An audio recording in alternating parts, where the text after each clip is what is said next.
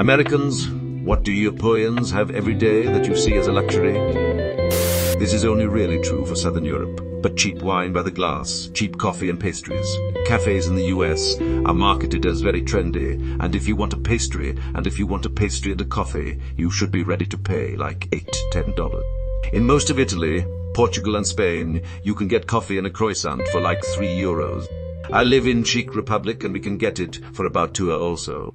Yep, where I live in Spain, the standard price for a glass of wine in a cafe or everyday, non-fancy equivalent of a diner restaurant is 80 €. In a restaurant, I usually order a half liter for about €4. That's 2–3 bottles of wine. Soda or water are more expensive. A soda is usually €21.60, and yay, a coffee and a croissant for €3 is about right here.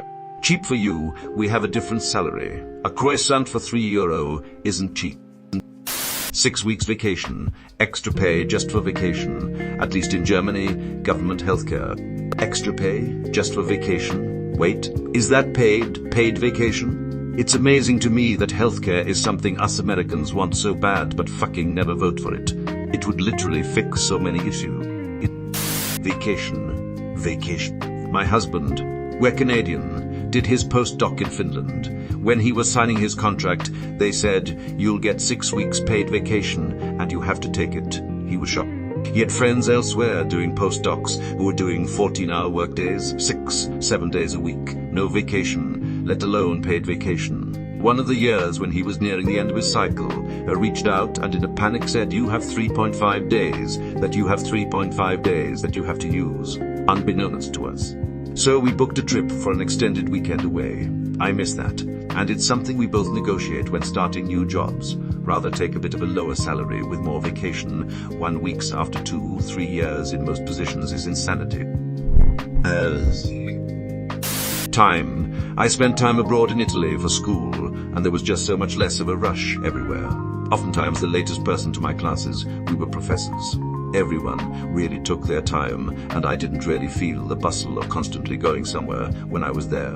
I mean, down the village my apartment was located, shut down for a few hours in the afternoon, so the shopkeepers could go have lunch. Mediterranean Europe is very different from other parts. I've gone to Spain most years of my life, lived there for 3 and a bit months last year, and it's as you describe. But I'm also born and raised in London, worked in central London with a train commute. Everyone is very much in a rush. I'd imagine it's similar in some places in Northern Europe too. Guaranteed 4 weeks of vacation, and the fact that they are encouraged to take the vacation instead of being made to feel that it's a burden to the employer that you go on vacation. At least here in Italy, you are encouraged to take vacation for a simple reason. It's super duper illegal not to take them. And if you do not take them, your employer may face serious consequences. Vacation requests may only be denied for important organizational reasons.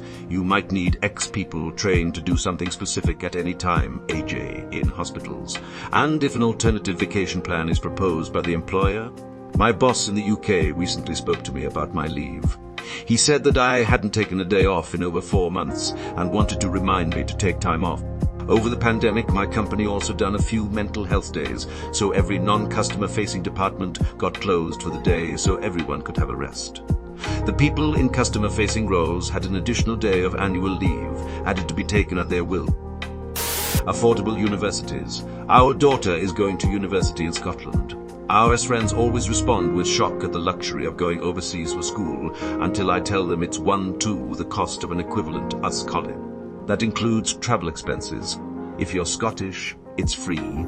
I studied in Italy for 5 years. My yearly tuition payment was €16. Plus, it's Scotland. What's not to love? Readily available and reliable public transportation. Not from the US, but I'm also in a country with shitty, unreliable public transportation, and last month I visited Budapest for 4 days and used their public transportation at least 15 times during my stay. Never had to wait more than 10 minutes.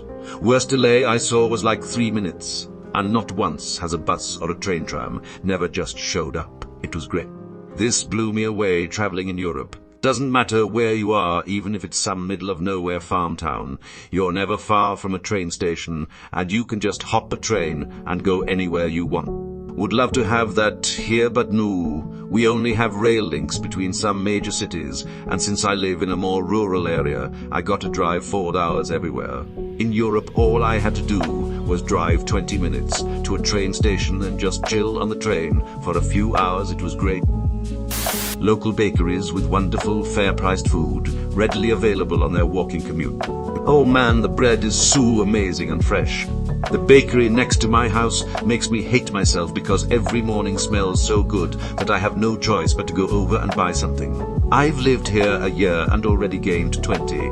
I've lived here a year and already gained 20. 8 enough, haha. 2 weeks long vacations. I've had to reach to our contact at HQ in Europe for support and have legit been told to ask someone else because he was going to Switzerland skiing for 3 weeks on holiday. But here I am getting nervous about taking more than 3 days off in a row because I don't want to come back to 500 emails. Here basically everything is closed for 3 weeks during August and 2 weeks during Christmas. During Christmas, yay, I'm talking about offices and such. We just don't give a shit if customers want us. They will have to wait like everyone else. An American friend of ours was gobsmacked that I have a well-paid head of department level job, don't work unpaid overtime, get 33 days paid holiday a year with 8 days public holiday on top. I am an American who is now living in Sweden and a Swedish citizen, and I will never not be amazed that I have a legal right to 4 continuous weeks of paid vacation during the summer. The legal right. Literally amazing. Auto-reply. Out of the office, auto-reply. They can fuck off and email you when you return. They can travel between different countries in Europe without spending days driving or flying, and without border controls or checkups. I can just sit in a car here in Germany and drive to France. Now, Romania edit comments told me Romania isn't part of Schengen agreement. Damn, that's sad. And all the other EU countries, just realizing I'm in another country because of the traffic sign. Once sat in a train and slept in. After like 30 minutes I woke up, got off the train and realized I'm in Enschede, Netherlands. Living in Null, so pretty close to the border. I was like, okay. Got 50 in my pocket, so I decided to visit a coffee shop and walk a bit through the city until the next train in the right direction arrived, like I do in every other city while traveling by train. This is why the hate Americans regularly get for being uncultured or untraveled is so ridiculous. I live in Ireland, at the periphery of Europe, and even from here, within 5 hours of flying, I can get to about 24 different countries in Europe. Hell, even from where I live within Ireland, I probably drive to a few different places like Northern Ireland, Scotland, England or Wales, depending on ferry times. In most of the US, you can drive for 5 hours and not even get near an international border, sometimes barely even leave the state. On top of that, within the US, you can see almost every kind of geographical biome in the world, not all of course, but a lot. In Ireland, I can only see one kind of climate, and that's it. If I want to see deserts, jungles, forests, lava fields or anything like that, I need to travel quite a distance to other countries to see them, so the incentive for me to travel widely is far greater than that for an American. It's honestly such an underrated part of living in the EU, being able to freely travel to about 25 or so different countries with minimum hassle at the drop of a hat. It's absolutely awesome. Being able to walk around town with a beer is awesome. Public transportation in non-huge cities is also awesome. Many cities, and especially the smaller towns, are getting on board with this. The beer, not the public transportation. New Orleans is the closest you'll get here. You can't walk around with a beer in a lot of country. But it mostly depends on the cops and the way you look. It's kind of frowned upon in most countries in Europe, to be fair, because no one enjoys seeing some dumbass drunk. But if you're just enjoying the sun with a couple beers, no one minds. Bathroom stalls that actually go to the floor. I don't need to know what shoes the guy taking a shit next to me has on. Even worse, if the bathroom has shiny polished floors, you can basically look the human beside you in the eyes if you're both leaning forward. Leaning forward, Lofi worked at a job site that had those for a couple months, and man, the absolute fucking weirdness was beyond me. I was in a busy hostel in Milan where the stall door stopped on the same level as the lip of the toilet bowl. At that point, why have a door at all? I was shocked and horrified by the gap between doors while visiting us. I mean, why? Germany gets 4 weeks vacation starting out. I have to work for my German-based company in the US for 20 years before I can get equal vacation time. They refuse to negotiate, edited for correction. It's not only the vacation, it's a concept of time. I live in Germany, and there is a huge public discussion about work-life balance. But compared to the US, our concept of work balance seems to be like being paid without having to work. The concept of time is starting to have big impacts on the quality of life in Germany. For example, since the corona pandemic, most non-time critical jobs that could have been done at home moved to remote work. At the place where I work, software development, it basically doesn't matter if we work 8 hours a day, 5 days a week, as long as project deadlines are being achieved. That led to the change to Vertrauensarbeitszeit, which loosely translated means we trust that you do your job and don't care when lol. There are some rules, for example. I have to be reachable by phone from 10 am to 3 pm, which isn't a big deal since my mobile phone and plan are provided by my employer. But that's pretty much it. As long as work gets done in the time the project is scheduled, nobody cares what to do with my time. Granted, some places are not like that, but still, way more personal time, be it vacation, free time during the day or weekends, or being able to work from home without commuting because there is no micromanaging because of aforementioned Vertrauensarbeitszeit than the healthcare, life-work balance, walkable communities, great train service. Took too long to find healthcare. This is by far and away the cornet difference in this category. Legitimate sick days.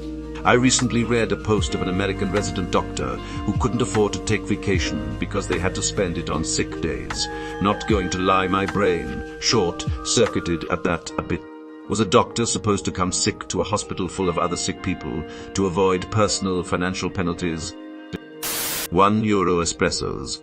Cries in North European cities designed for walking, and public transit designed to make travel between major countries without a car incredibly seamless. I don't really drive much, and hate having to get around by car, especially while traveling. Being able to walk bike to most important destinations is great. Being able to travel by train to another city or country without spending the entire ride thinking I should have just rented a car and driven or dealt with the huge delays of airport security instead is even better. I spent a month in Switzerland for work a few years ago, and it's more than that, though. The roads are designed to make biking as seamless and unobtrusive as possible, in a way that would never even really be explored here. I'd never consider biking in the city while I was in Boston, because I don't want to be in the middle of traffic weaving between cars and pedestrians, and I think most people feel the same, and that's why bike lanes are fairly underutilized. But it was very different over there, in a way that is hard to express unless you have experienced walking around biking around an American suburb, even a city. He's a European one. Lots of people I've talked to put it up. People just bike more in Europe. But no, they don't understand. People bike and walk more in Europe because their cities are just built differently in ways that are hard to express. The city I live in has 100,000 people and covers 72 ski. My 186 Esquicem. Copenhagen has 1,360,000 people and covers 70 Siuk, my Siu, 183 SQM. When I visited there a few years ago, I was blown away by what you've talked about. So many people were biking or walking, and while there were a ton of people, it didn't feel cramped. Then I came home and my eyes were opened to just how sprawling and car-dependent my city. Sure, I can drive from one part of the city to another within about 15 minutes, but I have to drive to go anywhere. Healthcare they can afford. I remember when healthcare became a luxury, early 1990s, was paying $500 a month for good insurance for nearly 10 senior SWAO engineers. Imagine my surprise when the annual renewal cost was $1,200. Absolutely nothing had changed. No major illnesses among my employees. Just fuck you. Your premium just increased by 240%. It's fucked up to see affordable healthcare as a luxury. Not having to use a car for every single time that you leave your house. For a lot of people, you have to go drive somewhere to take a walk. This place can be a hell, and it is numbing. Bread that doesn't have the sugar content of cake. And to be honest, all the unprocessed food. Schools that teach other languages effectively. That would be so nice. kind of annoying that we don't teach Spanish from an early age alongside English. My school started teaching me Spanish in pre-K. Also, it's a lot easier to learn a foreign language when you're either constantly exposed to said language, as just about everyone in the developed world is constantly exposed to English, or B, your language is in the same family. For example, it will always be easier for an Italian to learn Spanish, French, etc., because they're all Romance languages. Nearby markets with fresh fruits, vegetables and bread, smaller refrigerators result in more frequent shopping for fresh items. Some might see this as a handicap, but I love the idea of choosing what I eat based on what's fresh in the market. Also, that the EU prohibits many of the chemicals used in American food products. Healthcare that doesn't drive you into bankruptcy. A units system that makes sense. Wait, who could possibly find 12 inches in a foot and 5,280 feet in a mile, or that water freezes at 32 depth and boils at 212 at 212 that you confusing. Spaniards have nap time after lunch. We're told it's unnatural to be tired and get 5-hour energy ads shoved down our throats. Foreskin. Police in Europe seem to do their jobs way better. If a Finnish police officer discharges their weapon on duty, it's practically headline news. That kind of spectacle doesn't happen every year. And it's not just that we're a small country. Finland has the same population as Minnesota, which has had 13 people killed by police this year so far. It is horrible how many things people see as a luxury that should be human rights. Like affordable healthcare, education, vacation days, abortion rights.